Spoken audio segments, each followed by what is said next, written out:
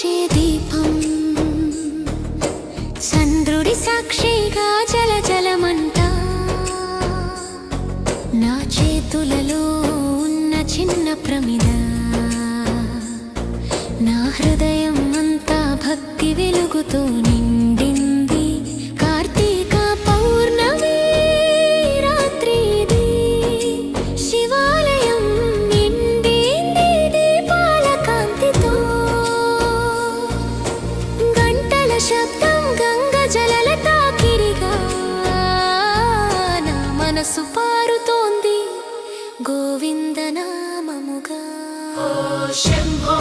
నా దీపం నీ దృష్టికి చేరని, నా కుటుంబం సుఖంగా ఉండని, ప్రతి కష్టము కరిగిపో